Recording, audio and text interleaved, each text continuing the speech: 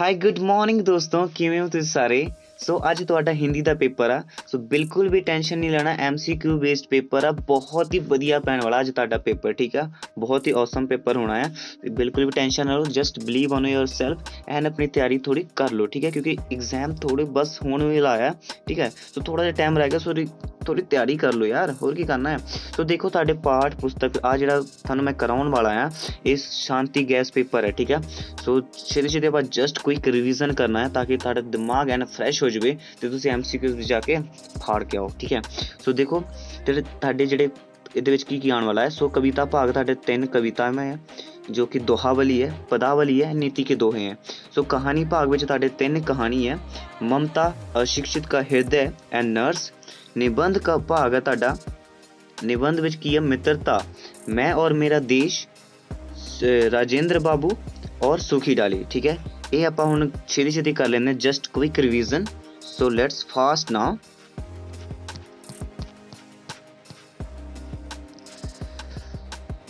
So where is, so देखो here is. सो सब तो पहला देखो कविता भाग। ठीक है, सब तो पहला ਜਿਹੜਾ कविता ਤੁਹਾਡਾ ਉਹ ਕੀ ਹੈ, दोहावली। दोहावली बहुत ईजी है, ਤੁਸੀਂ ਕੀਤਾ होना, जस्ट क्विक रिवीजन करो, माइंड फ्रेश करो। देखो सब तो पहला प्रश्न, तुलसी जी के अनुसार राम जी के निर्मल यश करने से कौन से फल मिलते हैं। ठीक है, धर्म, अर्थ, मोक्ष सभी फल मिलते हैं। ठीक है, राइट आंसर इज सभी फल। सेकंड क्वेश्चन है, राम जी का निर्मल यश करने से कितने फल मिलते हैं। सो 4 फल मिलते हैं। ओके, थर्ड क्वेश्चन है, तुलसी जी कौन सा दीपक हृदय में रखने की बात करते हैं। श्री राम नाम रूपी मणि। ठीक है, मणि का मणि।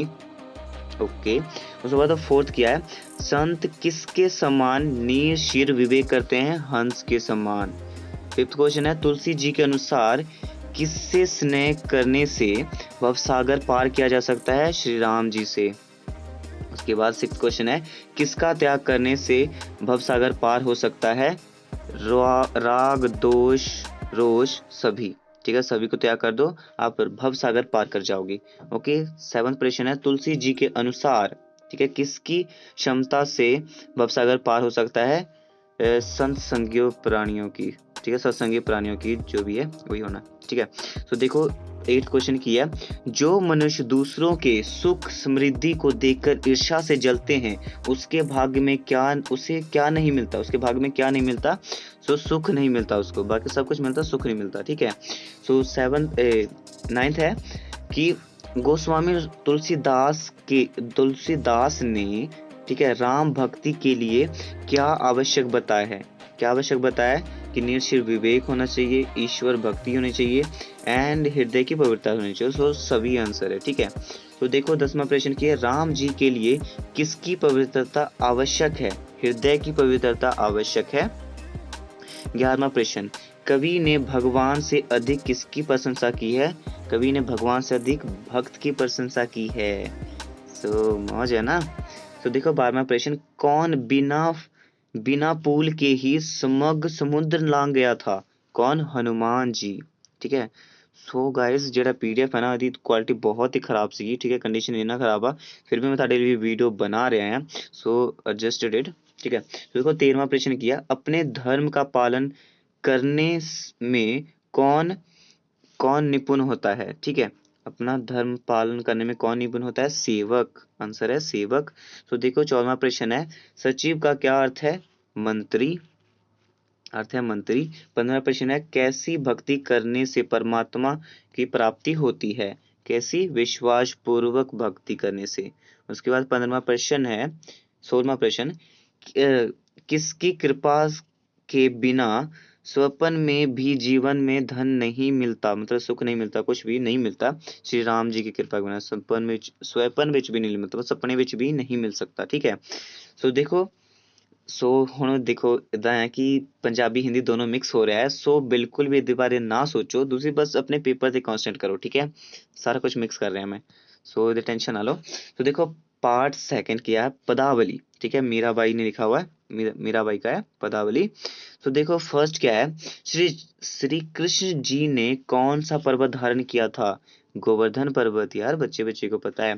तो सेकंड है, मीरा किसे अपने नेत्रों में बसाने की कामना करती है, किसे, श्री कृष्ण को। मीरा किसे देखकर प्रसन्न हो जाती है? किसे देखकर? भक्तों को देखकर प्रसन्न हो जाती है। ठीक है, यहाँ यहाँ पे आंसर लिखा हुआ है श्री कृष्ण, बट श्री कृष्ण को तो मिला ही नहीं थी कभी। ठीक है, तो कैसे देख के प्रसन्न होती है? सो भक्तों को देखकर प्रसन्न होती है। और फोर्थ क्वेश्चन है कि मीरा किसे देखकर दुखी होती है? सामाजिक मोह माया में फंसे लोगों को। ठीक है, देखकर दुखी हो जाती है। सो आठवां नहीं, पांचवा प्रश्न है, मीरा को किसकी संगति अच्छी लगती है? मीरा को संतों की संगति अच्छी लगती है। छठवां प्रश्न है, संतों की संगति में रहकर मीरा ने क्या छोड़ दिया? क्या छोड़ दिया? उसने कुल की मर्यादा छोड़ दिया। ठीक है। सेवंथ प्रश्न है, मीरा बेल को किससे सींचती रही? किससे? अश्रुओं से सींचती रही। ठीक है। सो आठवां प्रश्न देखो क्या है, मीरा किसी किस बेल का सिंचन कर रही है? किस बेल का? अश्रुओं से तो कर रही, किस बेल का कर रही है? सो प्रेम रूपी बेल का सिंचन कर रही है। सो नाइन्थ प्रश्न देखो, मीरा ने किससे अपने पति के रूप में स्वीकार किया है? किसे? श्री कृष्ण को, गिरधर को। ठीक है, ऑप्शन इज राइट, गिरधर को। गिरधर भी श्री कृष्ण ही है। तो 10वां प्रश्न है, मीरा श्री कृष्ण को क्या करने की कामना करती है? क्या? उद्धार करने की, उसका उद्धार कर दो। 11वां प्रश्न है, कृष्ण ने कैसे कुंडल अपने कानों में धारण किए हैं? कैसे कुंडल हैं उसके? जो कि मकर की आकृति के। ठीक है, मकर की आकृति के हैं। 12वां प्रश्न, श्री कृष्ण ने किस प्रकार का मुकुट धारण किया है? किस प्रकार का मुकुट धारण किया है? श्री कृष्ण ने मोर के पंखों का मुकुट धारण किया है। ठीक है, श्री कृष्ण। 13वां प्रश्न है, श्री कृष्ण का वर्ण कैसा है? श्री कृष्ण का वर्ण कैसा है? सो वर्ण उसका है सांवला। ठीक है, तीसरे पे पहुंच गए हैं। वाह, क्या बात है। तो देखो, नीति के दोहे। नीति के दोहे क्या है? पहला प्रश्न है, रहीम जी के अनुसार सच्चे मित्र की पहचान क्या है? जो मुसीबत में काम आए वही सच्चे मित्र हैं। So option is right. So दूसरा प्रश्न देखो, ज्ञानी व्यक्ति संपत्ति का संचय किस लिए करते हैं? वो किस लिए करेंगे? परोपकार करने के लिए। ठीक है। सो तीसरा प्रश्न है, बिहारी जी के अनुसार किसका साथ शोभा देता है? किसका साथ शोभा देता है? सो किसका साथ, मतलब कि ख ऑप्शन है। सो काम, प्रकृति एवं स्वभाव वालों का। ठीक है, जो कि काम, प्रकृति एवं स्वभाव वाले हों, उसी के जो है ना साथ शोभा देता है। ठीक है। सो चौथा प्रश्न है, बिहारी जी ने मानव को क्या होने का संदेश दिया है? बिहारी जी ने मानव को आशावादी होने का संदेश दिया है। सो पांचवा प्रश्न है, छल कपट के व्यवहार की तुलना वृंद जी ने किससे की है? किससे की है? कांट की हांडी से की। एक बार छल कपट करोगे, बार बार कांट की हांडी बार बार नहीं चढ़ती। ठीक है, बार बार नहीं छल कपट कर सकते हो आप। तो छठवां प्रश्न है, मनुष्य किसके निरंतर निरंतर करने से योग्य बन सकता है? अभ्यास के निरंतर करने से योग्य बन सकता है। ठीक है। सातवां प्रश्न है, बार बार रस्सी किस किस से किस पर निशान होता है? बार बार रस्सी घिसने से किस पर निशान पड़ जाता है? बार बार रस्सी घिसने से पत्थर पर निशान पड़ जाता है। तो आठवां प्रश्न देखो, वृंद जी के अनुसार किसकी हांडी बार बार नहीं चढ़ती? काठ की हांडी बार बार नहीं चढ़ती। ठीक है। सो नेक्स्ट देखो, कहानी भाग हम शुरू करने वाले हैं। सो कहानी भाग में सबसे पहली कहानी है हमारी ममता। ठीक है, बहुत इंटरेस्टिंग कहानी है। चलो जल्दी जल्दी खत्म करते हैं। तो पहली कहानी देखो, फर्स्ट प्रश्न क्या है, ममता कहानी के लेखक का नाम बताएं। आपको लेखक का नाम याद रखना है। ठीक है, लेखक का नाम क्या है? जयशंकर प्रसाद है। ठीक है। सो सेकंड प्रश्न है, ममता कौन थी? बहुत इंपॉर्टेंट क्वेश्चन, ममता कौन थी? ममता चूड़ामणि की दुहिता या चूड़ामणि की पुत्री थी। ठीक है। सो तीसरा प्रश्न है, मंत्री चूड़ामणि को किसकी चिंता थी? मंत्री चूड़ामणि को उसकी बेटी के भविष्य का और अपने दुर्ग का, दोनों की चिंता थी। ठीक है। तो चौथा प्रश्न है, मंत्री चूड़ामणि ने अपनी विधवा पुत्री ममता को क्या उपहार देना चाहा? सोने के आभूषण देना चाहा था वो। ठीक है। फिफ्थ क्वेश्चन है, ममता रोहतास दुर्ग को छोड़कर कहाँ रहने लगी? ममता रोहतास दुर्ग को छोड़कर कहाँ रहने लगी थी? काशी के निकट बांट बिहार के खंडहर में रहने लगी थी। ठीक है। सो देखो, छठवां प्रश्न क्या है, डोलियों में छिपकर दुर्ग के अंदर कौन आए थे? सिपाही आ गए थे। ठीक है। सो उसके बाद सातवां प्रश्न, ममता से झोपड़ी में किसने आश्रय मांगा था? किसने मांगा था? नरेश हुमायूं ने। ठीक है, हुमायूं ने मांगा था। उसके बाद देखो, आठवां प्रश्न है, चौसा युद्ध किसके मध्य हुआ था? हुमायूं और शेरशाह के मध्य हुआ था। सो 9वां प्रश्न है, चूड़ामणि कहाँ का मंत्री था? चूड़ामणि रोहतास दुर्ग के मंत्री थे। ठीक है। 10वां प्रश्न है, दुर्ग में सिपाही किस वेश में छिपकर आए थे? स्त्री भेष में। ठीक है, नारी के भेष, स्त्री या नारी दोनों एक ही लिखा है। ठीक है, सो पता नहीं क्या किया पेपर छापने वाले। सो स्त्री भेष में आए थे। ओके। सो किस राजा के सिपाही दुर्ग में छिपकर आए थे? किस राजा के थे? शेरशाह सूरी के। सो गाइज ये जो करा रहे हैं ना, हम ये शांति गैस पेपर से करा रहे हैं। ठीक है, सो बहुत ही इंपॉर्टेंट है, मतलब कि सभी इंपॉर्टेंट ही दिए हुए हैं इसमें, तो फालतू तो कोई दिया नहीं हुआ। सो करते हैं, देखो दूसरा कहानी जो हमारा है वो अशिक्षित का हृदय है, जिसको लिखा है विश्वम्भरनाथ शर्मा कौशिक ने। सो कहानी अशिक्षित के हृदय का लेखक कौन है? का नाम बताएं, कौन है? विश्वम्भरनाथ शर्मा कौशिक। ठीक है। दूसरा प्रश्न है, ठाकुर शिवपाल सिंह किसका पेड़ काटने की धमकी देता है? नीम का पेड़ काटने की धमकी देता है। तीसरा प्रश्न है, वृद्ध जरा कि मनोहर सिंह का नीम का पेड़ किसके पास गिरवी था? तो वृद्ध जरा बूढ़ा था ना मनोहर सिंह, उसका पेड़ किसके पास गिरवी था? ठाकुर शिवपाल सिंह के पास। ठीक है। चौथा प्रश्न है, मनोहर सिंह ने रुपए लौटाने के लिए कितने दिन की मोहलत मांगी थी? 1 सप्ताह की मोहलत मांगी थी, 1 वीक। तो फिफ्थ क्वेश्चन है, देखो नीम का वृक्ष किसने लगाया था? सो नीम का वृक्ष किसने लगाया था? मनोहर के पिता ने लगाया था। ठीक है। उसके बाद देखो 6 क्वेश्चन है, तेजा सिंह कौन था? तेजा सिंह कौन था? एक बालक था। तेजा सिंह की उम्र क्या थी? तेजा सिंह की उम्र 15 से 16 वर्ष की थी। तो 8वां प्रश्न है, बालक किसका बेटा था? बालक किसका बेटा था? बालक में भी सेठ का बेटा था या प्रिंसिपल तेजा सिंह? एक बार देख लेना। ठीक है, आपने अगर चैप्टर पढ़ा हुआ है तो आपको पता होगा, तो आंसर नहीं लिखा है तो उसको छोड़ो। सो 9 देखो, मनोहर सिंह ने नीम का पेड़ किसको दे दिया? मनोहर सिंह ने नीम का पेड़ तेजा सिंह को दे दिया था। ठीक है। सो देखो नेक्स्ट है थर्ड, जो हमारा तीसरा हमारी कहानी है, नर्स। कला प्रकाश ने लिखा हुआ है। ठीक है। सो नर्स कहानी के लेखक कौन है? कला प्रकाश, याद रखना। ठीक है। उसके बाद देखो सेकंड प्रश्न क्या है, महेश की उम्र की कितनी थी? उम्र कितनी थी? 6 वर्ष की थी। ओके। उसके बाद तीसरा प्रश्न क्या है, देखो तीसरा प्रश्न यह है कि महेश कहाँ दाखिल था? महेश अस्पताल में दाखिल था। चौथा प्रश्न है, अस्पताल में मुलाकातियों से मिलने का समय क्या था? 4 से 6 बजे का था। उसके बाद 5वां प्रश्न है, वार्ड में कुल कितने बच्चे थे? वार्ड में कुल 12 बच्चे थे। 6वां प्रश्न है, अस्पताल में 7 बजे कितनी नर्स वार्ड में आई थी? 2 नर्स वार्ड में आई थी। ठीक है। महेश किस सिस्टर से घुल मिल गया था? महेश सुशांत सिस्टर से घुल मिल गया था। ठीक है। उसके बाद नेक्स्ट प्रश्न है 8वां, कि महेश को अस्पताल में कितने दिन बाद छुट्टी मिली थी? महेश को अस्पताल में पूरे 13 बाद दिन छुट्टी मिली थी। ठीक है, 13 दिन बाद। उसके बाद 9वां प्रश्न है, 7 बजे वार्ड में कौन सी 2 नर्स आई थी? 7 बजे वार्ड में 2 नर्स आई थी, एक मरिंडा, दूसरी कौन सी? मांजरेकर। ठीक है, मांजरेकर। ठीक है। नेक्स्ट निबंध भाग स्टार्ट हो गया है हमारा। ठीक है, लास्ट। सो देखो सबसे पहला क्या है, मित्रता। ठीक है। मित्रता किसने लिखा है? आचार्य रामचंद्र शुक्ल ने। ठीक है। सो निबंध मित्रता के निबंधकार कौन है? आचार्य रामचंद्र शुक्ल। उसके बाद देखो सेकंड प्रश्न क्या है, दूसरा प्रश्न, निबंध के अनुसार घर से बाहर निकलने पर, बाहरी संसार में विचरने पर युवाओं के सामने पहली कठिनाई क्या आती है? पहली कठिनाई यही आती है कि मित्र का चुनाव कैसे किया जाए। ठीक है। तीसरा प्रश्न, किन लोगों की बात हमें निर्विरोध माननी पड़ती है? किन लोगों की? जिसके दृढ़ संकल्प होते हैं, दृढ़ संकल्पी लोग। ठीक है। चौथा प्रश्न है, मित्रता आचार्य रामचंद्र शुक्ल द्वारा रचित लिखित एक डैश निबंध है कि कौन सी? विचारात्मक निबंध है। ठीक है। उसके बाद देखिए पांचवा क्या है, आजकल लोग कौन सी बातें देखकर उन्हें अपना मित्र बना लेते हैं? कौन सी बातें?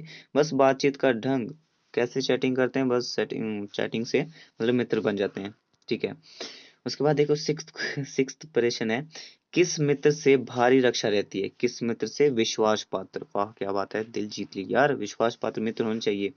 सेवंथ प्रश्न है, चिंताशील पुरुष किसका साथ ढूंढते हैं? चिंताशील पुरुष प्रतिफलित लोगों का साथ चुनते हैं। ठीक है।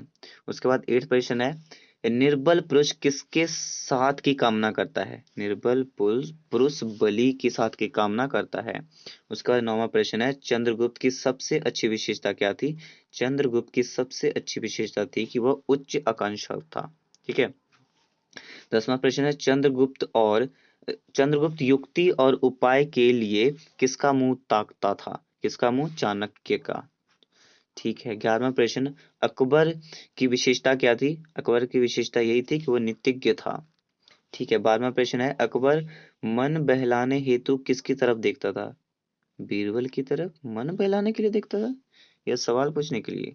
कुछ गड़बड़ है दया। ठीक है। 13वां प्रश्न देखो, सच्चा मित्र किसके समान होना चाहिए? सच्चा मित्र जो है हमारे पथ प्रदर्शक के समान होना चाहिए। तो 14वां प्रश्न है, किनकी मित्रता परस्पर विरोधी प्रकृति के होते हुए भी अनु अनुकरणीय होते हैं? ठीक है। किनकी? जो कि है कर्म और नहीं नहीं, जो मतलब कि राम लक्ष्मण वर्गे होते हैं, कर्ण और दुर्योधन की तरह होते हैं। ठीक है। सो वो जो है ना, एक दूसरे के स्वभाव के विरोधी होते हुए भी एक दूसरे के साथ रहते हैं। ठीक है। जैसे राम लक्ष्मण, कर्ण और दुर्योधन। ठीक है।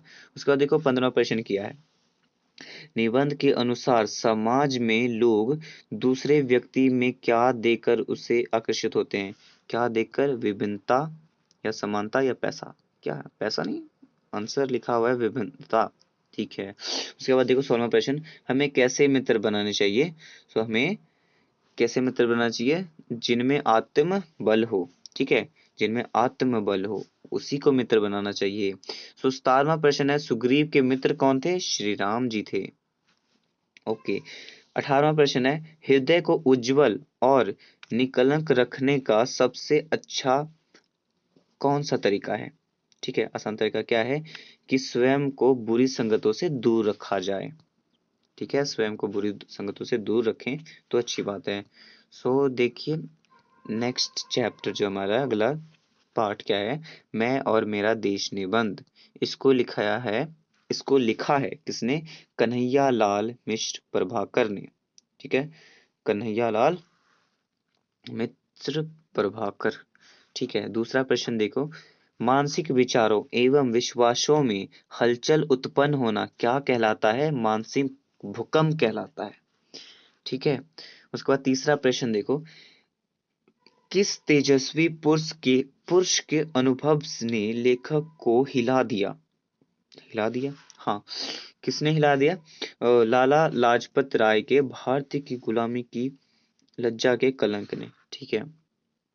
उसके बाद देखो नेक्स्ट प्रश्न है, लेखक के अनुसार मनुष्य के लिए किन्हें किन्हें किन्हें लाभ कहा गया है?